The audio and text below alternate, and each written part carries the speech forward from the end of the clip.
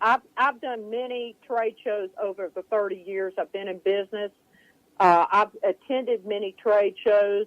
We do big expos in Orlando, Dallas, Vegas, Chicago, and I see suppliers do the same thing, and distributors that go attend shows, and they just give away all their money is left on the trade show floor with no result. Well, I know, Richard, you go to the air shows, which are basically expos. And you would be going to one in a couple of weeks, yeah. And you observe the same thing, that they don't even, one of the things I know, the aviation air shows, when they have the aircrafts, they're expecting that all the attendees are there to buy an airplane, which is like, I don't think so. They're there to watch. They're there to watch the F-16s and F-18s and all those jets fly by. The rest of it is amusement for 90% of the people that are there. There's 10% that are seriously looking, but you have to get the weed off the shaft first. Yeah, and they don't have any. Yeah, and they don't have anything set up to make it really work for them, so that they have a good follow-up system in place. Right. Well, go ahead. Do you have one? But I was going to start into one of my major key elements in trade shows, and my number one thing is planning. Plan ahead. That dirty four-letter word again. Yeah, that's a dirty word.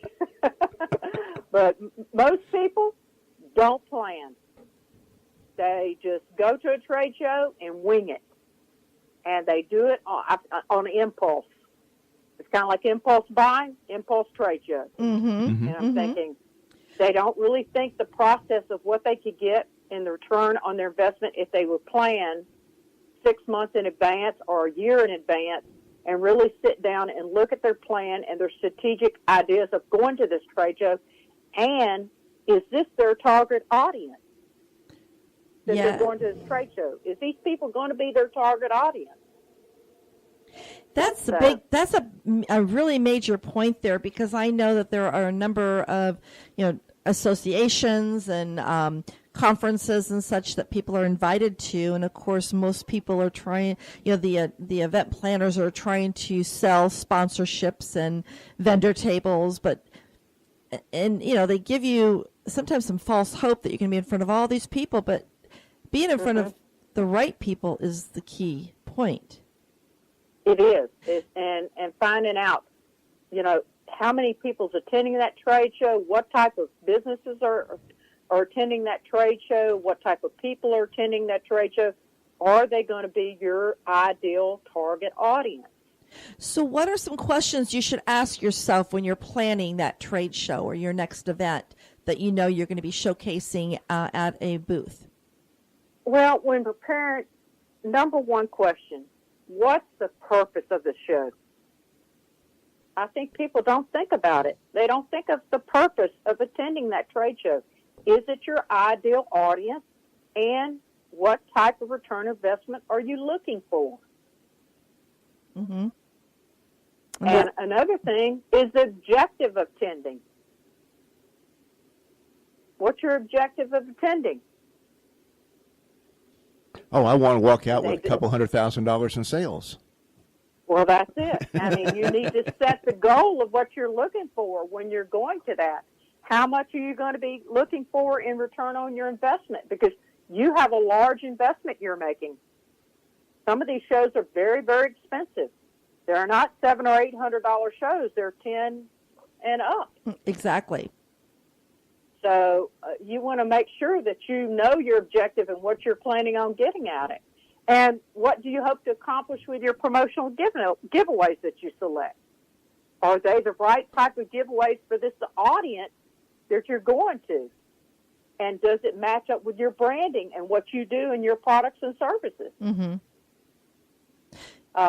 Yeah, I see a lot of times at trade shows, you walk up and they have the pens, they have the candy, they, the same old, but really what is that?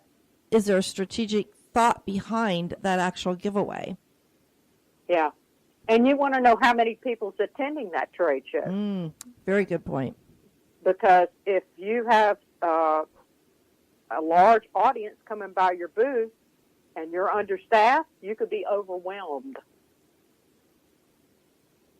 And then you're missing business because you didn't staff your booth with enough people.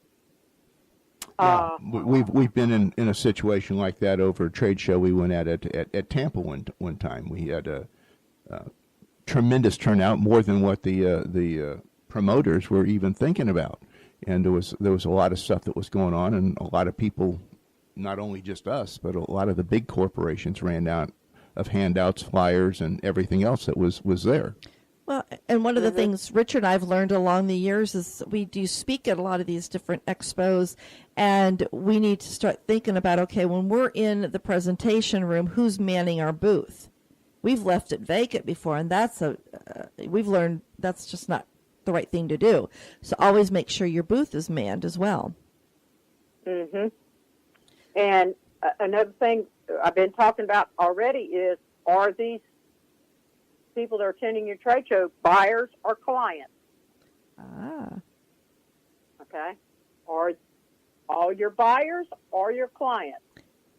And a big question we want to ask ourselves is, every single time, what has been your past return on your investment for these shows? So when you looking at it and see how many leads have you got, how much revenue have you brought in from these trade shows, how many of these leads have you got have turned into customers? So what I'm hearing is you need to make sure that after the event you have a time blocked out on your calendar to assess that show.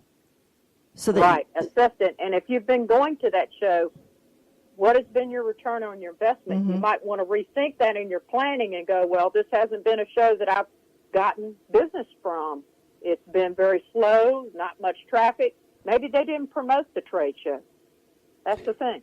Yeah, we've been to some various franchise trade shows before, and we went to a couple of them, and it didn't take us long to figure out that the people that were in there were looking for franchises. They weren't looking for marketing. Right.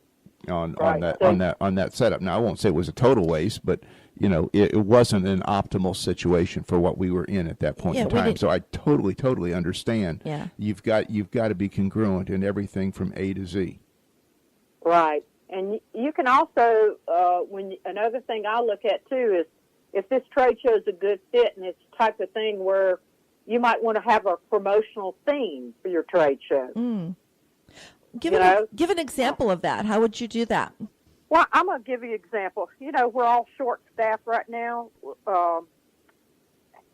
Getting employees and keeping them is the main thing in our businesses now. Mm-hmm. And finding qualified employees. So this company, this is just a case history study. They were exhibiting at an event where they were hiring recipients, recruiting. Okay, it was a recruiting trade show. Mm-hmm. And the company selected a theme. It says, it's a jungle out there.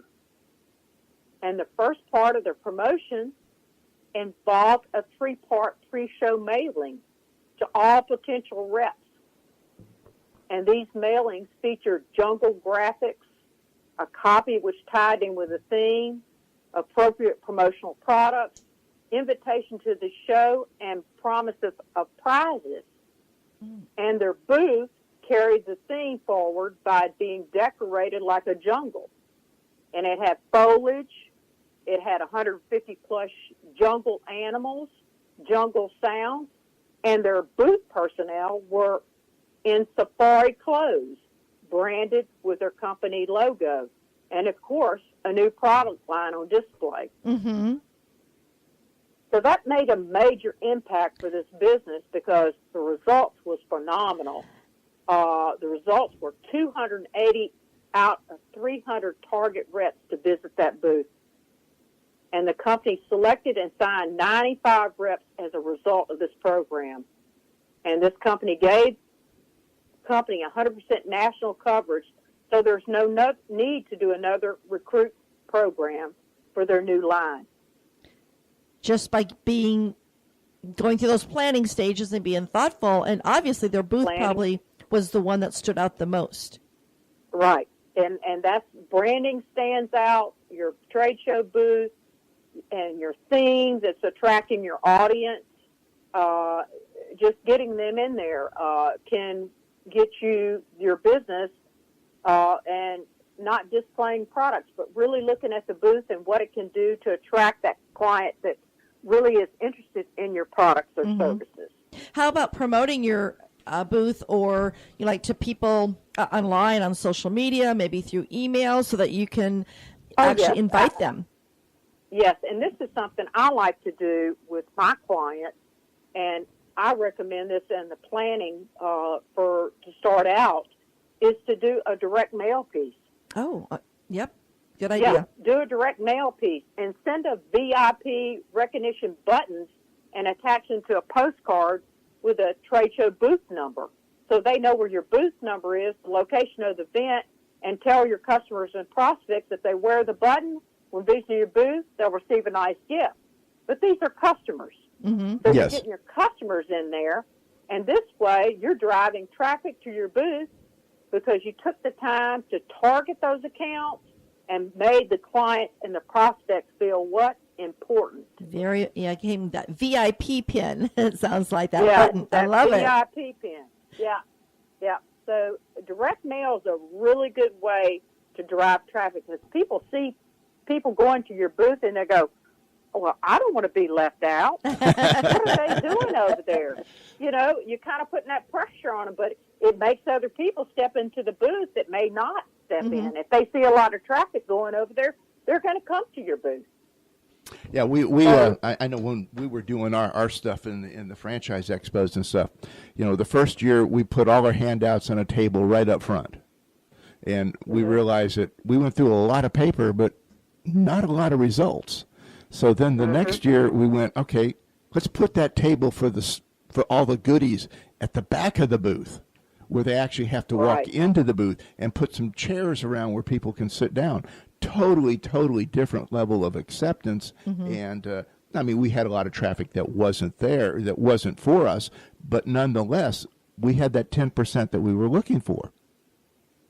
And I'm glad you mentioned that, Richard, because a lot of times that's what people do. They put their table right out front, and it's like a barricade. Yeah. You're standing behind it, and that's just like putting a barricade up. Yep. You're not welcoming them in, and you're not giving that friendly approach. So if they have to come into the booth, it's better to put it in the back and you be up front. Is sending that warm welcome and sending that handshake and say, hey, how can I help you? What is it that you're looking for? How can I bring value to this position, know?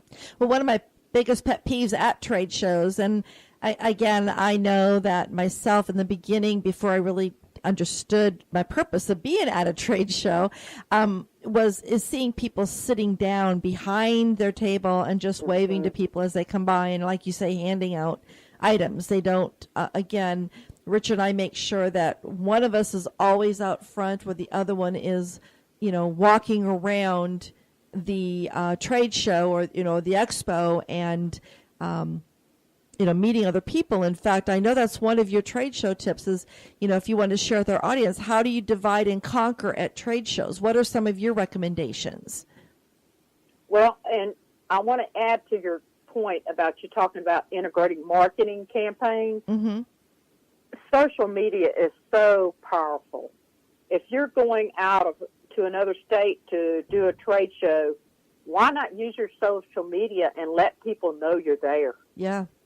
Put your booth number out there. Put it out. Put your business out there. Let them know you're going to be in that area. Hey, come by. I'll have a free gift for you if you spend 2 minutes with me, and let's get to know one another. Yeah, taking pictures of your booths and putting them out on Instagram and maybe doing a Facebook Live or something like that. It's just there's so many unique things you can do today that were not available to us years ago, but now there's no excuse.